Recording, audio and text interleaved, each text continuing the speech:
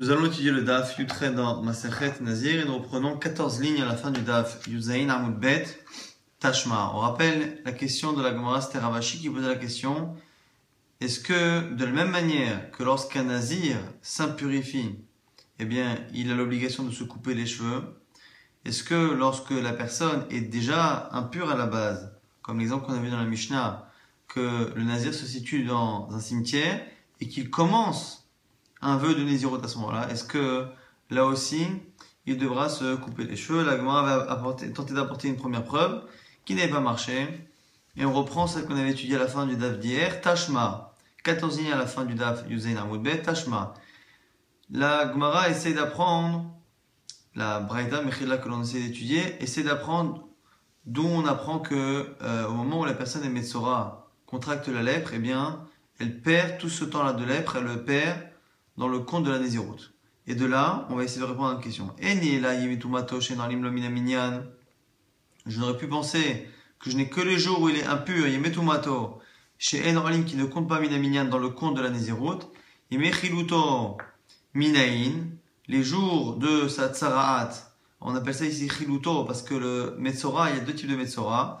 Celui dont la plaie est douteuse, et donc on l'appelle le Metzora Mousga, qu'on le laisse, on l'enferme et on attend, le Kohen attend et revient pour éventuellement statuer sur sa plaie. Et celui qui est Moukhlat, celui qui dès le départ est déterminé comme étant impur. Yemé Chiluto Min, d'où sait-on que lorsque quelqu'un est nazir et qu'à un moment donné il contracte une tsaraat, que pendant tout ce temps de tsaraat, eh bien il perd le temps du compte de la Nézirut, Minaïn, la Gemara dit c'est une logique. La Braïta, Vedinu, de la même manière que lorsqu'il est impur, un nazir qui devient impur, pendant qu'il est impur, ben, à cause de son impureté, il doit se raser et Umevi Korban, il doit apporter un sacrifice. Pareil pour celui qui a contracté la tsarat, et bien on sait qu'il doit aussi se raser la tête et apporter un korban. Et du coup, de la même manière, et du coup on continue. Et de la même manière que pendant qu'il est impur, il ne compte pas la Nézirut, et dans l'Alim Lominaminyan, pareil, le moment où il a la lèpre, il ne comptera pas ces jours de Tsara dans le compte de la Nézirut. Ça, c'est la proposition de la Braïta. Mais la Braïta repousse et dit que ce n'est pas comparable. Pourquoi? Comment tu peux comparer? Ima Martha, tu me parles, mais Metumato du moment où il est impur. Alors que l'impureté, non seulement il ne compte pas les jours où il est impur, mais son impureté annule même le compte d'avant chez Ken Mevatel Bahen, que ces jours-là annulent, et ta Kodmi les jours précédents. Les Fichar, et dans l'Imlomina Minyan. C'est pour ça que les jours d'impureté ne comptent pas dans la Nézirut, parce qu'ils ont même la faculté à annuler une partie des jours qui a été compté en pureté. Thomas, tu veux comparer Mimi Chiluto, dans les jours où il a la tsarat, chez Enom et Vatel Takonmin, que la tsarat n'a pas la force d'annuler le compte d'avant, les fichar, il se peut à ce moment-là que la tsarat, le moment de la tsarat compte dans la Nézirut, puisque ça n'annule pas les jours précédents. Peut-être que même le moment où il est Metzora, eh bien cela compte dans la Nézirut. La Gemara donc essaie d'apprendre par ailleurs. Par un Kalvachomer, la Braïta Mechila toujours. Uma Nazir Bekever.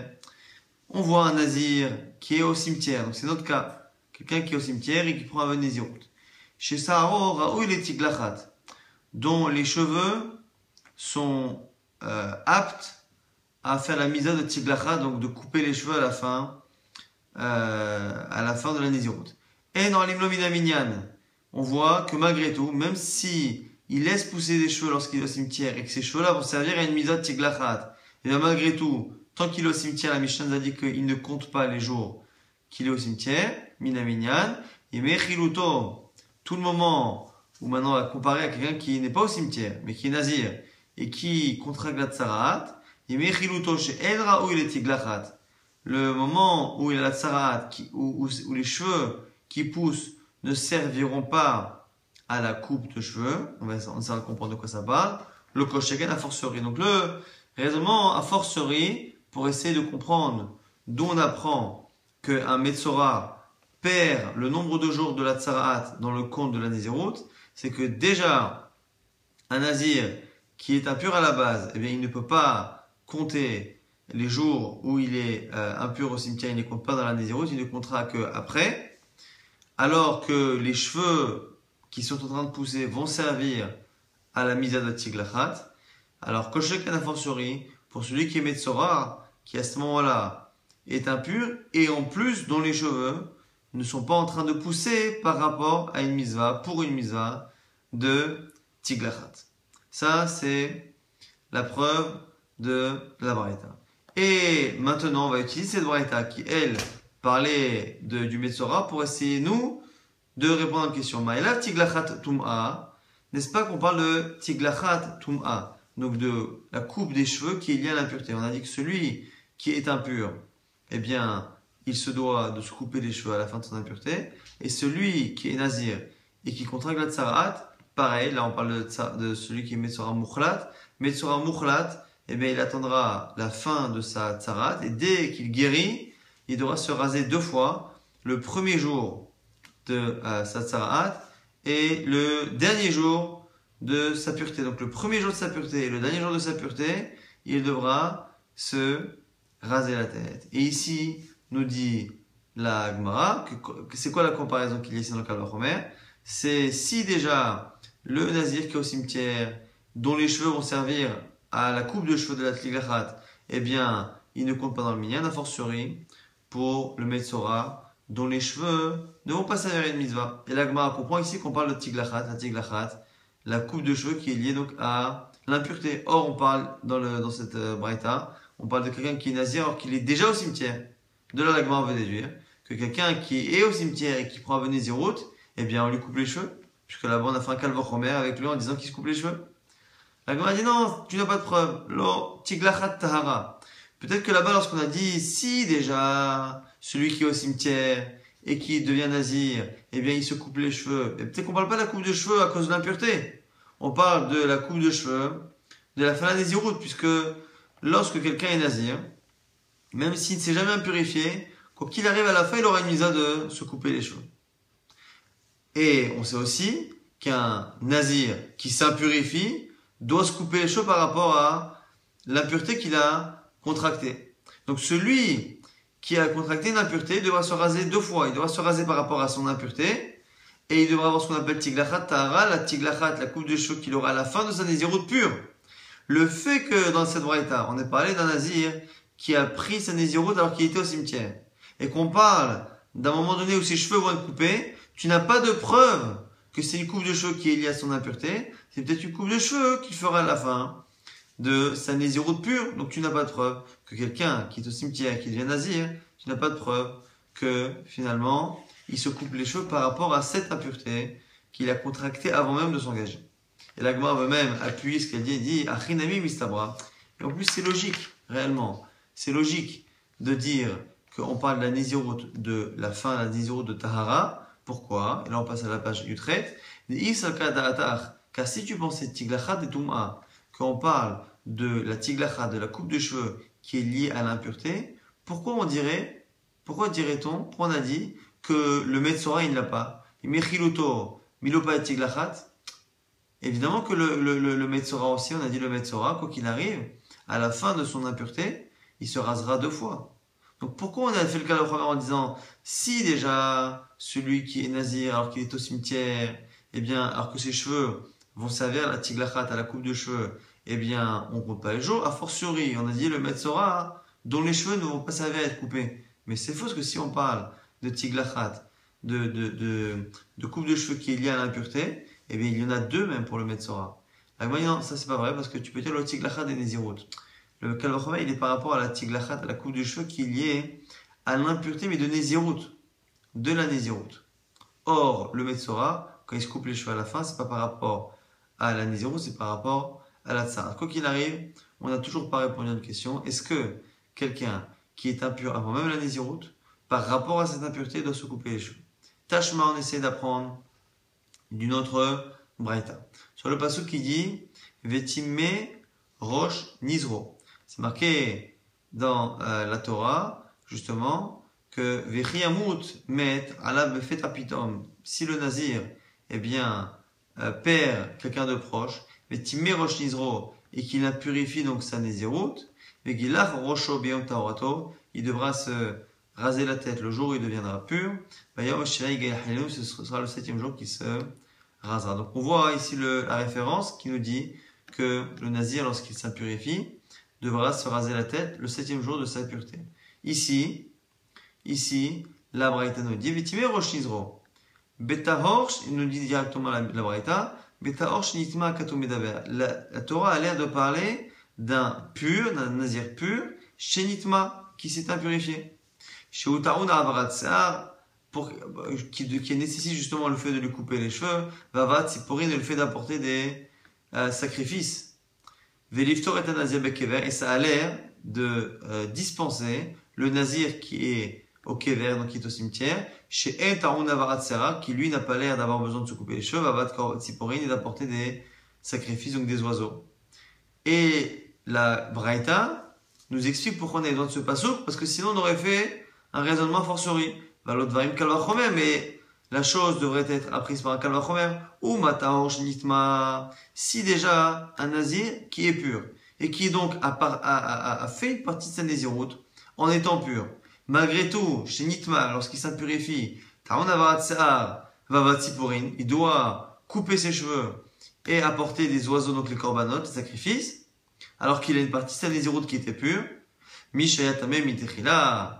Celui qui, dès le départ, était impur, donc il a fait toute la nésiroute en étant impur, et Nodin, Sheyetaron Avarat Sehar, Vavat Siporim, c'est évident, a fortiori que lui devrait se couper les cheveux et apporter des sacrifices. Ça, c'est le raisonnement qu'on aurait fait. C'est pour ça que la Torah l'a dit, Talmud Loma, la Torah a dit, Vetimé Rosh Nizro. Non, quand est-ce que, quand est-ce qu'il va se couper les cheveux et apporter des sacrifices? Lorsque Timé Rosh Nizro, qu'il aura impurifié la tête, en tout cas qu'il aura impurifié sa nésiroute. C'est-à-dire, c'est-à-dire qu'ici, il interdit.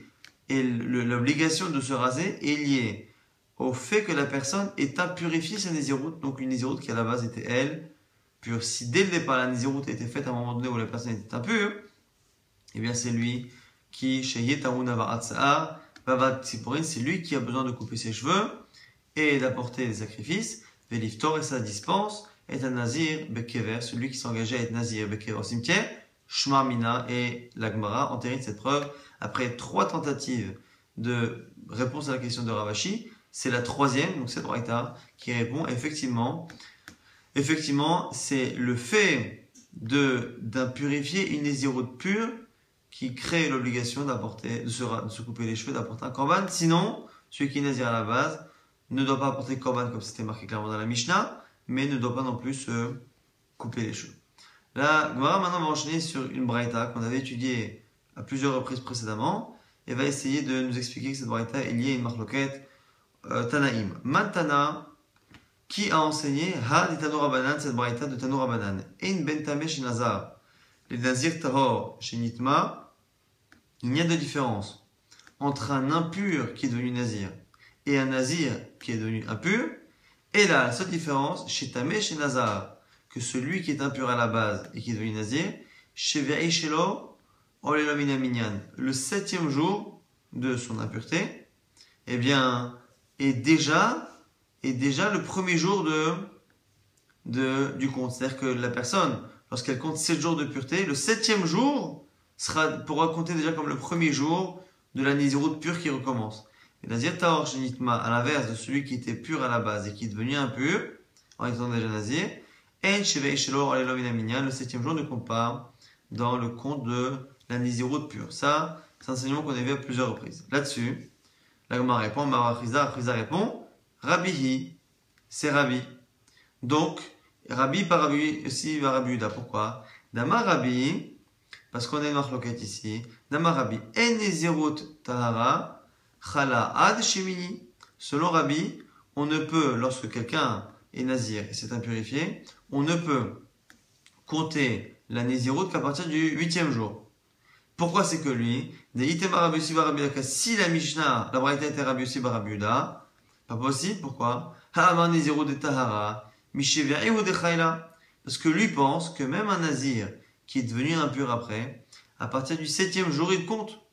Donc, selon Rabbi Yossi bar Rabbi Yehuda, il n'y a aucune différence dans le compte de la Néziroute entre un Nazir qui est devenu impur et un impur qui est devenu Nazir, puisque selon Rabbi Yossi bar Rabbi Yehuda, les deux commenceront leur nouveau compte de la Néziroute pure à partir du 7e jour. Il n'y a que selon Rabbi qui pense que lorsque la personne est d'abord Nazir puis impur, eh bien, il faut 7 jours complets et il ne comptera que le 8e. Il n'y a que pour lui qu'il y a une différence avec celui qui est impur à la base et qui est devenu Nazir, qui lui comptera à partir du 7e. À ce propos, la Gemara va rapporter la source de cette marloquette Rabbi et Rabbi Yossi bar Rabbi Yehuda. Rabbi Yossi bar Rabbi Yehuda, que pense chacun de ces deux avis? Détania, c'est une braïta. Vekidesh est trop chaud. Vekidash est trop chaud.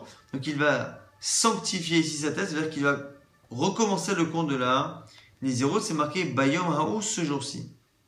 Alors, du coup, va nous dire la braïta, Bayom Haou, Bayom Avaat Korbanota. Selon Rabbi, quand est-ce que Vekidash est trop chaud? Quand est-ce qu'il va sanctifier sa tête? C'est-à-dire qu'il va recommencer la Nézirut quand? À partir du moment où il apporte les sacrifices. Et donc le 8e jour, c'est la vie de Rabbi. Rabbi Yossi bar Rabbi Yehuda Omer. Rabbi Yossi bar Rabbi Yehuda, il dit Omer, Beyom Tiglarto, c'est le jour où il se rase, et donc c'est le 7e jour.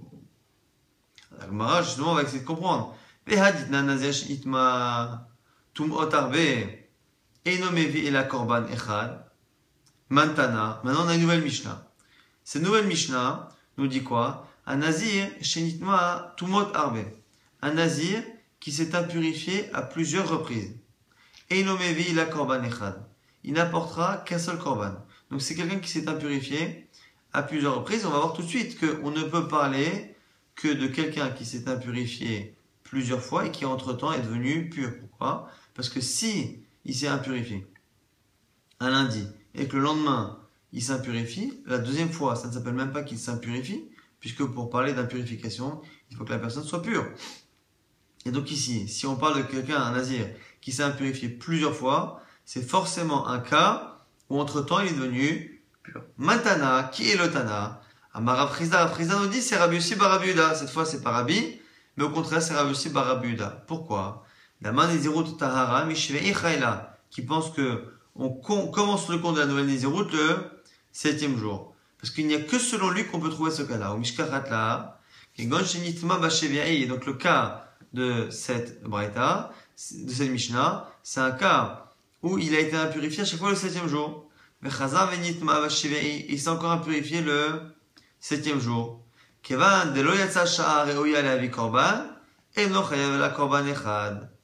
Et comme il n'a jamais passé à un moment donné où il était apte à apporter un korban, eh bien c'est pour ça qu'il n'apporte qu'un seul korban. C'est quoi le cas exactement?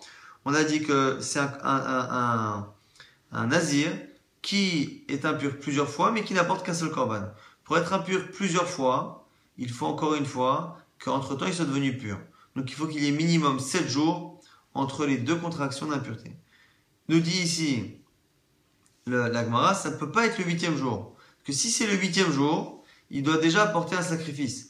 Dès qu'il entre dans une journée où il doit apporter un sacrifice, Nagid qu'il est nazir, un jour il s'est impurifié, il attend 7 jours de purification. S'il attend le 8e jour, le 8e jour étant le jour où il doit apporter un sacrifice, il est déjà chayav. Il a déjà l'obligation d'apporter un sacrifice. Et donc, si il s'impurifie le 8e jour, eh bien, il va recommencer une autre impureté, mais qui va lui demander un nouveau korban et qui ne le rendra pas quitte du korban de la première impurification, qui elle, s'est soldée par un 8e jour qui a déjà créé cet interdit.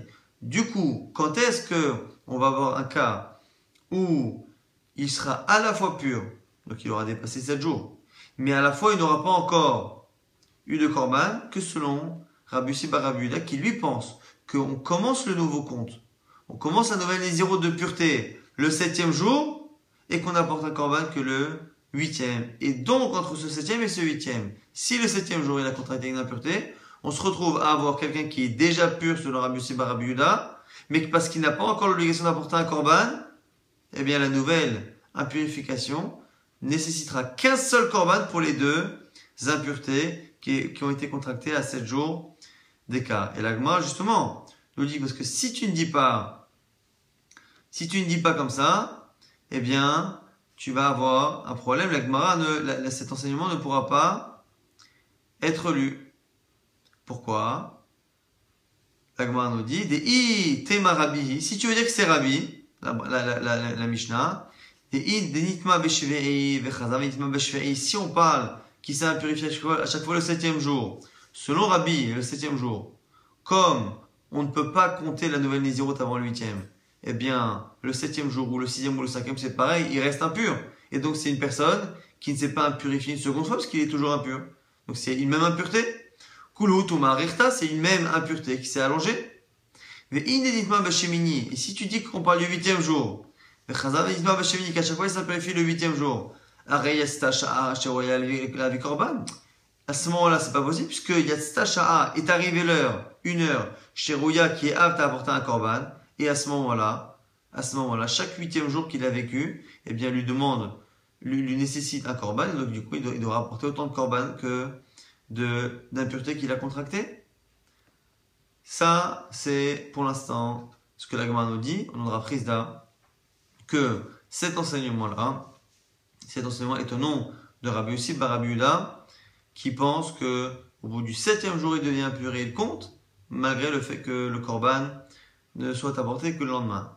La Gemara, au passage, vient essayer de comprendre pourquoi Rabbi Yossi bar Rabbi Yehuda ne sont pas d'accord. Pourquoi un pense qu'on commence à compter la pureté et donc la Nézirut à partir du 7e et l'autre à partir du 8e. Maïtamade Rabbi, quelle est la raison de Rabbi qui pense que c'est le 8e jour? Amarkra, parce que dans le pasuk c'est marqué Vechiper alav mashachata la nafesh, il va demander kapara, donc il va essayer de se faire pardonner par le korban la faute qu'il a fait par rapport à la nefesh, par rapport à sa neshama, et c'est marqué juste après Vekidash et Trocho, et il va donc Vekidash et Trocho, il va recommencer ici le compte. Vekidash et Trocho ici, donc il sanctifie, c'est-à-dire qu'il va recommencer le compte. Donc dit Rabbi, quand est-ce qu'il recommence le compte? Une fois que Vechiper alav, on a mis les deux ensemble pour dire que c'est justement le korban qui va faire que la personne justement sera pardonnée, c'est la kapara, hein, le jour de la kapara qui va faire que Vekidash et Trocho, qu'il pourra recompter la Nézirut. Ça c'est l'avis de Rabbi, donc du coup c'est le 8e jour. Rabbi aussi par Rabbi Yehuda pense quoi? Imken imakra Vekidash et Trocho, selon toi, on aurait dû dire simplement, effectivement, Vechiper alav, Mashachat ala nafesh, Vekidash et Trocho, point. Pourquoi la Torah elle a fini par dire Vekidash et Trocho, Bayom haou, ce jour-ci? Pourquoi avoir dit ce jour-ci? J'aurais été d'accord avec toi s'il n'y avait pas marqué ça. Maintenant qu'il y a marqué ce jour-ci, et là on tourne la page, Bayom haou la mali, pourquoi dire Bayom haou? Imeno inyan et shmini, puisque ça ne peut pas être encore le 8e jour, ce qu'on vient de le dire. Selon toi, tu as raison, c'est marqué à la base que quand il a réussi à demander pardon avec le korban, le jour du korban, eh bien à ce moment-là, il recommencera. Alors c'est quoi Bayomaou ce jour-ci? On sait très bien. Puisque ça ne va pas être le même jour, parce que ce serait une répétition, je vais apprendre un autre jour, c'est quoi? C'est le 7e, donc le jour d'avant, le jour où il a fini le compte. Verabi, donc le jour où il se coupe les cheveux. Verabi, alors, Rabbi Nami, active Bayomaou. Selon Rabbi, il faut comprendre pourquoi il y a marqué Bayomaou. Amalcha Rabbi te répondrait, voici à quoi ça sert. C'est qu'en fait, c'est le jour qui compte et non pas le fait d'avoir apporté le korban, le sacrifice de manière effective. Selon Rabbi, c'est comme ça qu'on explique le pasuk. C'est le fait d'avoir justement l'expiation de la faute qui va faire que Vekidash est trop chaud, qui pourra recommencer le compte de la Nézirut. Ah, et ne crois pas que c'est vraiment le fait d'apporter le korban qui est nécessaire. Non, simplement Bayom Haou le jour. Le jour finalement, c'est comme si on disait que Bayom Haou chez Chiper, le jour où il peut faire la kapara, c'est ce jour-là que Vekidash est trop chaud. Comme ça que Rabbi explique le fait qu'on est à la fois dit Bayom Haou et à la fois Vechiper ala Mashahata ala Nafesh. Ça, c'est l'explication de Rabbi. Vera Frizda, alors ça c'est, donc on a dit, ce sont les deux preuves, les deux lectures finalement du pasuk. Un, Rabbi pense que l'essentiel de ce qu'on apprend, quand est-ce qu'on sait que Vekidash est trop chaud? Par rapport à Vechiper, le jour où Vechiper, donc Bayom Haou ce jour-ci, même si on n'apporte pas les sacrifices. Et selon Rabbi aussi, Rabbi Yehuda, non, c'est Bayom Haou, c'est un autre jour. Bayom Haou, le jour de la Tiglacha, le jour où on coupe les cheveux, donc le 7e jour. Voici donc la source qui fait qu'on a une discussion. Est-ce que le Nazir recommence à compter après le 7e jour ou après le 8e jour? Donc on avait vu tout à l'heure une Mishnah de Kritout qui disait, que donc si le Nazir, parfois le Nazir on a dit, il peut s'impurifier à plusieurs reprises, et si s'impurifie à plusieurs reprises, il peut parfois n'amener qu'un seul korban. On avait dit que finalement la seule manière de comprendre cette braïta, avait dit Rav Chizda, c'était selon Rabbi Yossi bar Rabbi Yehuda. Selon lui, qui pense qu'au bout de 7 jours, il est pur et il compte, mais qu'il n'a pas encore le chiyuv de korban, c'est pendant ce laps de temps-là, entre le 7e et le 8e jour. C'est tout ce 7e jour-là, où il est pur, mais qu'il n'a pas de korban, c'est lorsqu'il contracte l'impureté à ce moment-là, qu'on peut dire qu'il s'impurifie à nouveau, ce qu'il est déjà pur, mais qu'il n'a pas encore l'obligation du korban, et donc à la fin, avec autant d'impureté toutes les semaines, il pourra n'apporter qu'un seul korban. Alors qu'on avait dit que selon Rabbi, a priori, si c'est le 7e jour, il est encore impur. Si c'est le 8e jour, il a déjà apporté un korban, donc il faudra qu'il en apporte plusieurs à la fin. La Gemara maintenant revient sur cette lecture et dit pourquoi il s'est forcé à dire que c'était Rabbi Yossi bar Rabbi Yehuda alors que normalement on devrait dire comme Rabbi Lukme Kegon Shenitma de Chazia Belel Shmini Rabbi, il aurait dû dire que c'est Rabbi et dire que c'est quoi le cas Kegon de Nitma de Chazia Belel Shmini. On n'a qu'à dire que c'est un cas où il s'impurifie non pas le 7e jour, non pas le 8e jour dans la journée, mais le 8e jour, la veille au soir.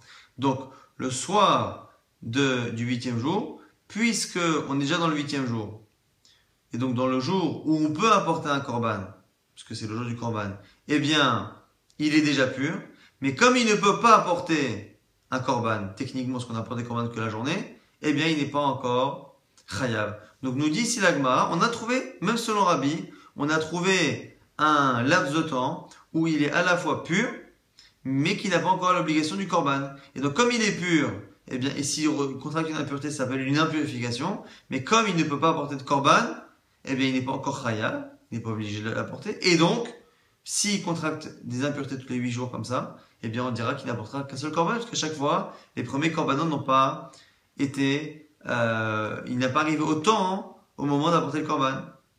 Mais Rabbi, et la Gemara dit, du fait qu'on n'ait pas dit ça, marche pas que ça marche pas. Si Rav Chizda l'a pas dit, c'est que ça marche pas comme ça. Mais de l'homokim là, qui est Rabbi, si on n'a pas dit que c'était comme Rabbi et que c'est ce cas-là, c'est-à-dire que ça marche pas. Lima kasava, l'Elia, la vechoussar zmanu, de là, on apprend que finalement, le soir, c'est pas un zman, c'est un zman dans l'absolu où on peut apporter des korbanot. C'est-à-dire que c'est un zman ou même si, est-ce que c'est une marloquette justement, est-ce que le soir, là le 8e jour par exemple, le 8e jour, il devrait apporter un korban demain matin, est-ce que le 8e jour au soir, c'est déjà un zman de kaparas, est-ce que c'est un zman déjà où théoriquement il pourrait apporter un korban, simplement en pratique il ne le fait pas avant demain, il ne peut pas avant demain, et donc c'est un zman de korban, et comme c'est un zman de korban, il y a déjà le chiyuv, l'obligation qui lui incombe,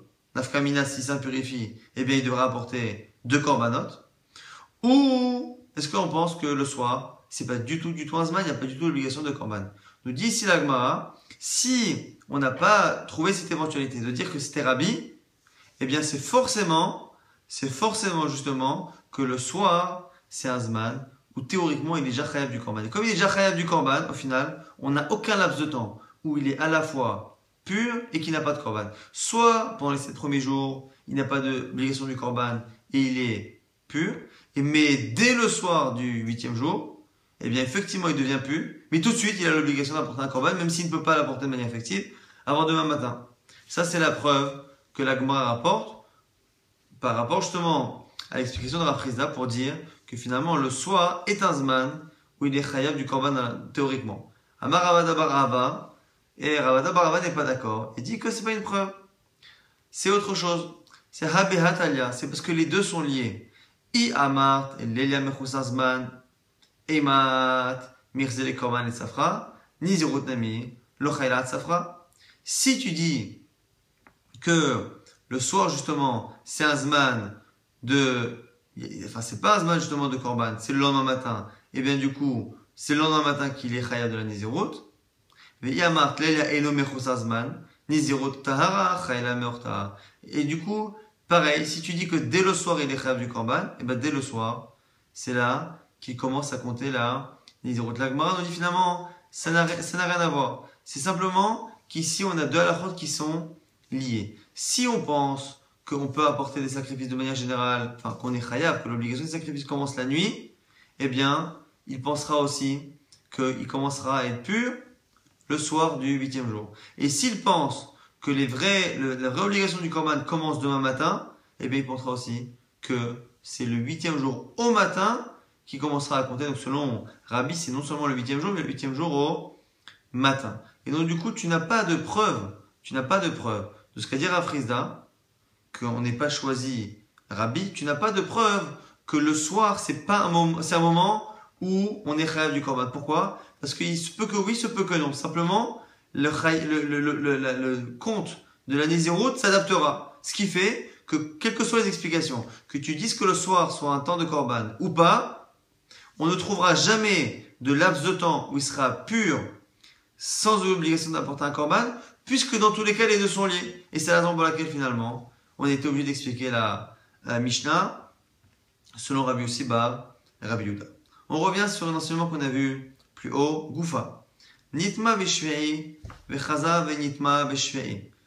Un nazir qui s'est impurifié le 7e jour, et il s'est encore impurifié le 7e jour suivant, et nomevi la korban echad, il n'apportera qu'un seul korban. Nitma bashmini, s'il s'impurifie le 8e jour, vechaza venitma bashmini, et s'impurifie le 8e jour, mevi korban akol echad vechad, il apportera plusieurs korbanot, puisqu'à chaque fois, il est arrivé un moment de pureté et où il est apte et où il a l'obligation d'apporter un korban, donc du coup ce sera cumulatif. Matril ou monnaie, miyad, et il commence à compter tout de suite. Ici on va rapporter une marloquette qu'on n'a pas vu jusqu'à présent. À partir de quand on compte? On a dit c'est une marloquette, 7 jours ou 8 jours. Maintenant la question c'est, selon ceux justement qui disent 8 jours, est-ce que c'est aussi lié au sacrifice? Ceux qui disent 8 jours, est-ce que c'est aussi lié au sacrifice? Pour l'instant, premier avis Rabbi Eliezer, c'est dire Rabbi Eliezer, il y en a qui sont gorsim, que c'est Rabbi.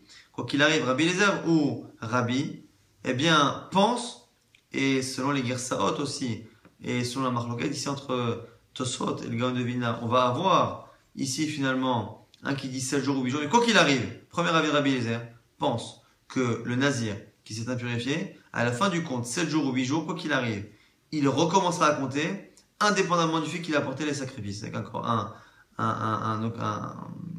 nazir qui s'est impurifié doit apporter 3 korbanot, khatat, hacham et rola, 3 korbanot. Selon Rabbi Eliezer ou selon Rabbi, selon les Gersaot, il n'y a besoin d'apporter aucun korban pour recommencer le compte. Premier avis.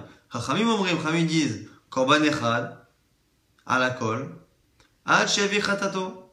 Un seul korban ça suffit, khatat. S'il apporte khatat, il peut recommencer. Donc lui, selon Chacham, il faudra attendre 8 jours. Et 8 jours plus korban khatat. À ce moment-là, il pourra compter même s'il n'a pas apporté hacham et rola.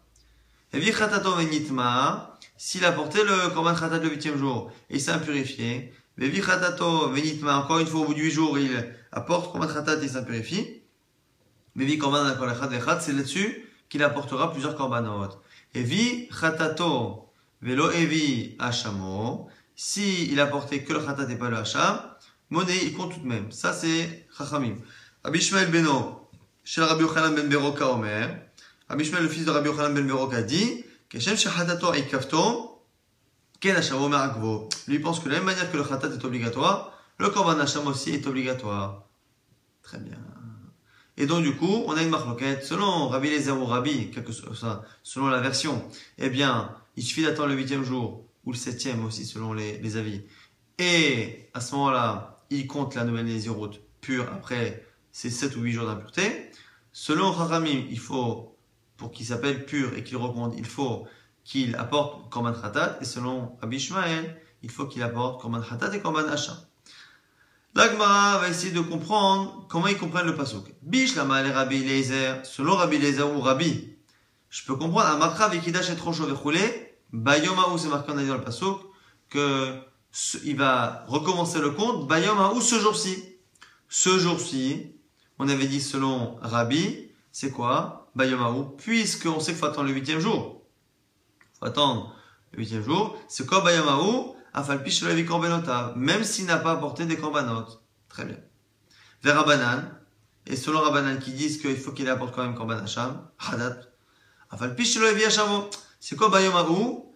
C'est ce jour-ci, bien que. Alors, non pas bien que il n'ait pas apporté de sacrifice, comme la vie précédente, mais bien qu'il n'ait pas apporté un des sacrifices qui est Hacham. Elle m'a dit, là, Rabbi Ishmael. Et selon Rabbi Ishmael, Haoulamali, à quoi ça se Bayomaou? Puisque finalement, il faut attendre le 8e jour, et il faut attendre Khatat et Hacham. Donc, c'est quoi ce jour-ci? Puisque finalement, c'est le même jour. Amalecha ou Afalpish Shelo Evi Rolato. C'est mieux d'apprendre ce jour-ci, et donc quoi? Ce jour-ci, bien qu'il n'ait pas apporté, puisque départ c'est marqué Vechiper, il doit avoir l'expiation. Tu aurais pu penser qu'il faut l'expiation, donc avec les 3 korbanot, Khatat, Hacham, Merola, Bayomaou, ça vient t'apprendre que ce jour-ci, et c'est essentiellement le jour qui fait que, puisque même s'il n'y a pas le Rola, donc un des korbanot, eh bien, ça marche. Vers Rabbanan. Alors pourquoi pour Rabbanan, ils veulent pas dire ça? Rola, lo ba'im yaouta. Eux, ils pensent que Bayomaou, ce jour-ci, ne peut pas venir exclure le Korban Rola. Parce que Korban Rola, Doron Be'almaou, c'est un don pour Akadosh Baruch Hu, c'est un cadeau pour Hachem. C'est pas réellement une expiation, et donc ça ne vient pas contredire ce qui est marqué avant. Alors que nous, on a dit quoi? Vechiper, Me'ashahata la nafesh. Vechiper, il va demander l'expiation, il va avoir l'expiation. Tu aurais pu penser justement qu'il faut apporter tous les corbanotes qui font l'expiation. Kamashmalan vient t'apprendre la Torah que non, Bayomaou. Juste le jour de l'expiation. Mais pas forcément une fois qu'on a fait expiation. Or, selon Rabbanan, puisque le korban Ola est un doron, est un cadeau, et ne sert pas réellement à l'expiation, eh bien, on n'avait pas besoin de dire Bayomaou pour l'exclure. On va très rapidement résumer ce daf qui était assez compliqué, assez chargé. On avait résolu finalement, après 2 tentatives échouées, on a résolu la question de Ravashi. Est-ce que de la même manière qu'un nazir pur qui s'impurifie, il doit se raser la tête, est-ce que pareil, celui qui est impur à la base et qui finalement prend un Vénéziroute par exemple au cimetière, est-ce que lui aussi doit se couper les cheveux ou pas? La Gemara a tranché avec une braïta que non, puisque la Torah a dit Vétimé et Rosh Nizro. La nécessité de couper ses cheveux est liée au fait d'avoir impurifié une Nézirut. On avait vu une marloquette entre Rabbi Yossi, Rabbi Yuda et Rabbi. Est-ce que un nazir qui s'est impurifié, est-ce qu'il recompte la Nézirut après, par rapport à ses jours de pureté? Est-ce qu'il recompte à partir du 7e ou à partir du 8e? On a vu que c'était lié à la compréhension du verset. Vechiper alav mashachat ala nafesh.